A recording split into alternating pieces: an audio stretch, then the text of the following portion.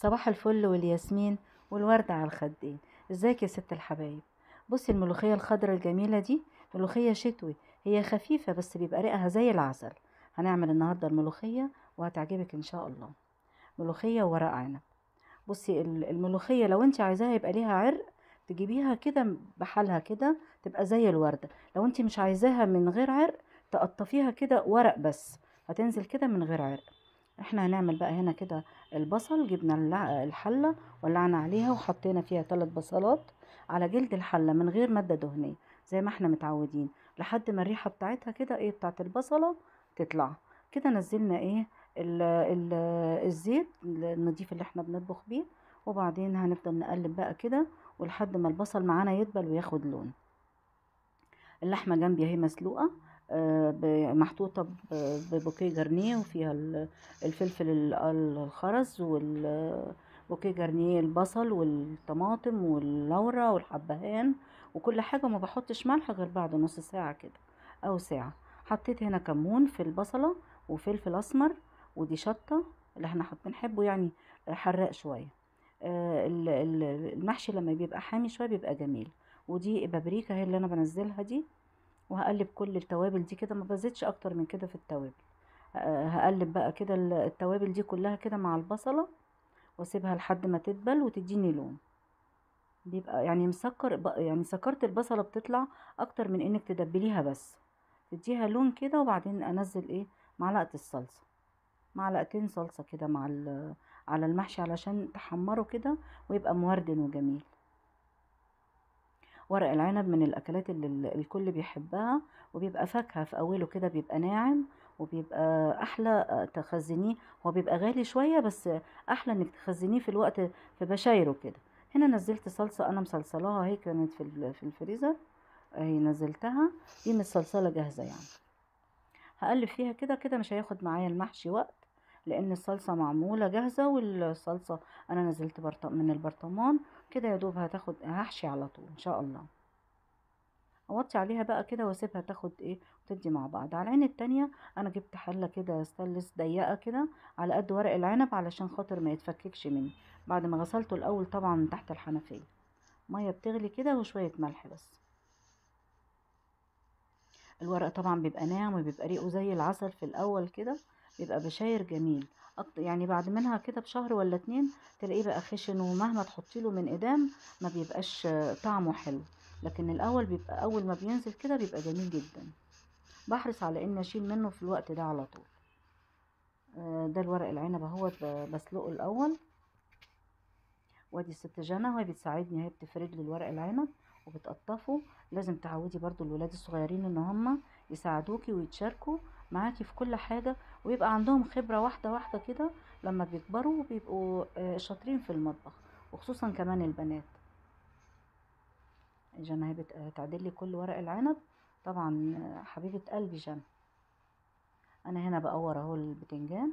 ادي الطريقه هي السهله، وانا ما بقورش البتنجان خالص، يعني ما بجيبوش على الجلده كده، لا بتسيبي فيه كده جزء زي ما انا وريتك كده، علشان يبقى فيه لحم كده، ولان نسبه الحديد فيه تبقى عاليه، يعني ما يبقاش فيه رز مكبوس كتير كده. الحبه اللي انت بتسيبيه تخينه كده شويه، بتدي طراوه للبتنجانه وبتديها قيمه غذائيه عن انك ما تبقي تاكلي رز خالص. انا هنا غسلت الرز وما بنقعوش.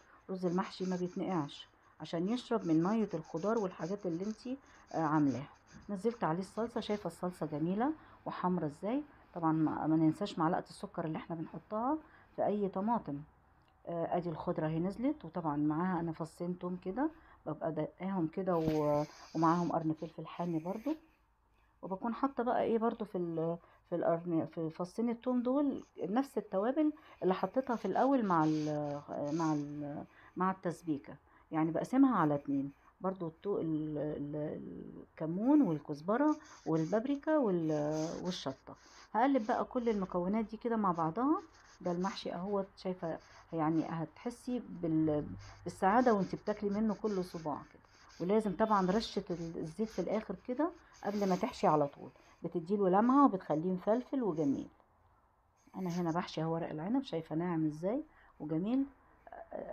واحمر طبعا، يعني لازم تفضلي كده وراه لما تديله درجة الحمار اللي هي اكتر من انك هتشوفيها بعد ما تحشيه. انا طبعا بعلم الولاد البنات الصغيرين اللي هم طريقة حشو ورقة العنب اهي، شايفة ازاي الورقة في ايدي وبلفها كده على طول في ثواني اهي. طبعا انما الناس الكبيرة كلها فاهمة الكلام ده. انا هنا خلاص ولعت على ورق العنب وخلص، اتشرب وخلاص خلص الحمد لله. بحمر بقى اللحمة قبل ما نعمل الملوخية، عشان هنعمل وراه الملوخية على طول ان شاء الله. حطيت طبعا معلقة زبدة على شوية زيت ذرة او عباد اي حاجة عندك يعني، وقدحتها كده. وادي ورق العنب اهو خلص، ودي الشوربة بتاعة الملوخية. انا حمرت اللحمة، وفي نفس اللي نزل بقى من كل البهاريز بتاعة اللحمة دي والزبدة، هعمل ان شاء الله التقلية بتاعة الملوخية. بتبقى جميلة وسكرة اللحمة بتنزل فيها، وبتبقى في منتهى الجمال. الملوخية هي خضرة وجميلة وبشاير برضو، شايفة خضرها حلو ازاي، ولا بحط لها سكر ولا كربونات ولا اي حاجة. انا بحب الحاجة على طبيعتها، ولا ماجي ولا بدخله البيت اصلا. الحاجات دي كده بكل حاجتي بحبها طبيعية. ما بحطش اي حاجة من الحاجات المضرة اللي بره دي. ادي اللحمة بعد ما حمرناها، هنا حطيت نزلت التوم اهو، وهفضل اقلب فيه كده لحد ما يبقى لونه ذهبي كده. والشوربة بتغلي طبعا الناحية التانية بتاعت الملوخية. بعد ما سقطت فيها الملوخية هفضل اقلب بقى كده لحد ما ايه التومة تتحمر معايا. يا ريتكم بقى تبقوا معانا وتشموا الريحة الجميلة دي وتاكلوا من الاكل الحلو ده، والله نفسي. شايفة نزلت بقى هنا الكزبرة، ما بنزلهاش في الاول عشان ما تتحمص قوي مني وتتحرق. يعني بعد ما التومة كده تاخد لون بنزل الكزبرة، اقلب تقلبتين وبعدين اضيفها على الملوخية. شايفة الجمال؟ احلى ريحة طبعا لميتهم عليا في المطبخ في الوقت ده على طول. بص تلاقيه كلهم جايين ورايا جري. ريحة الملوخية طبعا لا تقاوم. كل سنة وانتم طيبين. وان شاء الله الملوخية بتتعمل قبل المغرب ب5 دقايق عشان تبقى سخنة وانتي بتقدميها. طبعا من احلى الاكلات في رمضان على السفرة بتبقى الملوخية طبعا وريحتها. شايفة الورق العنب وجماله وهو نازل، شايفة حلاوته وريحته طبعا تخبل. والله جميلة جدا ان شاء الله. تجربوه ويعجبكم بنفس طريقتي. اللي بيحب يعصر ليمون طبعا عليه يعصر، انا ما بعصرش. انا بحب كل حاجه كده بطبيعتها. كان عندي كام بتنجانيه كده في درج التلاجة، عملتهم برضو للي بيحب البتنجان والفلفل. وادي الملوخيه وخضرها وحلاوتها. اتمنى تجربوها وان شاء الله تعجبكم. كل سنه وانتم طيبين.